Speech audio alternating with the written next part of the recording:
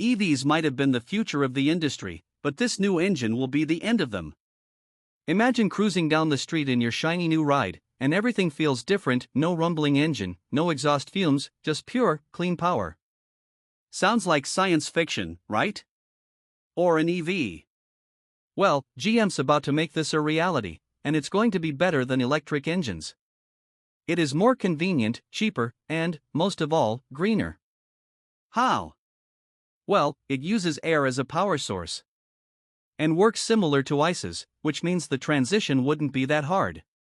This bad boy will change everything we know about cars, and I mean everything. Why is this a big deal? When a big player like GM goes all in, you know it's going to shake things up. But I know what you are thinking: we have seen a lot of new engines that promised improvement, and they didn't deliver. But this isn't some far-off dream or a concept that'll never see the light of day. GM's putting their money where their mouth is, and they're determined to bring this tech to your driveway. To be honest, they don't have any other option right now, with their EV plans failing and bleeding money every day.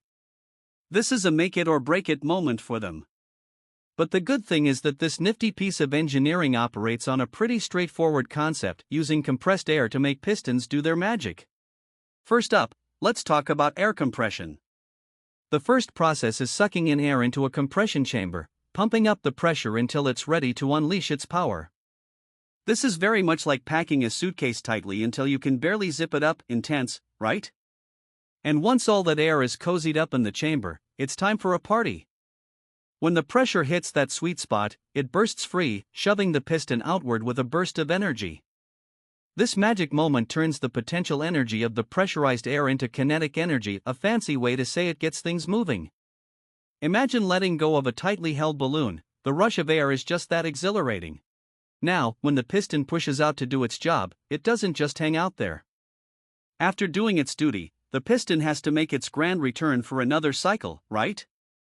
So what did they do to make this happen? Simple: enter the spring mechanism that helps the piston slide back into its cozy spot, like a well-trained boomerang getting ready for its next throw. So, what's next? This is where the magic really shines. The whole process keeps cycling, providing continuous motion as long as there's enough air supply.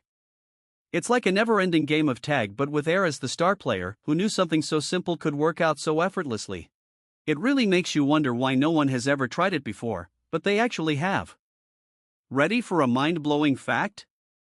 The story of compressed air vehicles goes way, way back. We're talking 19th century old. Imagine strolling through the streets of Paris, and instead of horse-drawn carriages, you see sleek trams gliding by, powered by nothing but air. Cool. Now, you might be thinking, if air-powered vehicles were so awesome, why aren't we all driving them now? What happened to them? Short answer: the internal combustion engine, the muscular new kid on the block that knocked air power off its pedestal.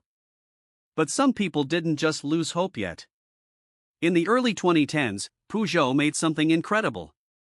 They've cooked up this crazy hybrid powertrain that combines a regular gas engine with, get this, compressed air technology.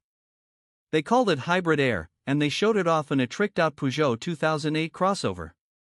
We're talking a hydraulic motor unit paired with a compressed air energy storage system, all working alongside a conventional gas engine. It's like they took the best of both worlds and mashed them together. But here's where it gets really juicy: this bad boy promised fuel economy that would make a Prius faint. We're talking up to 81 miles per gallon in normal driving conditions. And in the city? It could have been even better. Oh, and did I mention it was supposed to be cheap? Peugeot claimed this air-breathing beast would be 45% more affordable than those fancy electric hybrids. That's right, eco-friendly and wallet-friendly, the dream team. Plus, this system was so green it made EVs jealous. No rare earth elements, no lithium, just good old-fashioned air. So, what happened? Why aren't we all zooming around in air-powered cars, laughing at gas prices? Well, that's where things get a bit murky. Despite all the hype and promise, Peugeot quietly shelved the project.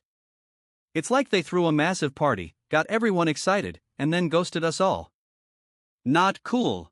Now, we don't know exactly why they pulled the plug, but maybe the tech was trickier to implement in the real world than they thought. You know how sometimes things work great on paper but fall flat in practice? It could have been like that. Or perhaps it was a money thing. Even though it was supposed to be cheaper than electric hybrids, it might have still been too pricey to make a profit. After all, car companies aren't charities, they've got to make that sweet, sweet dollar. There's also a chance that electric cars just started taking the spotlight. And let's not forget corporate shenanigans. PSA Group, now part of the megacorp Stellantis, might have just decided to put their eggs in a different basket. You know how it is with big companies, sometimes they do the opposite of what they are expected to do. For now, though, Peugeot's hybrid air system remains one of those tantalizing what could have been stories in the automotive world. The good thing is that it shows GM what not to do. But Peugeot's not the only one who tried this. There is one more car that achieved writing with only air. And the stats on this bad boy are pretty impressive. So let me break it down for you. This little urban warrior could supposedly cruise for about 125 miles on a single tank of air. And the AirPods exhaust? Pure, clean air. That's right, folks, the only thing coming out of this car's tailpipe is the same stuff you use to fill balloons at birthday parties. Can you imagine a world where traffic jams actually clean the air?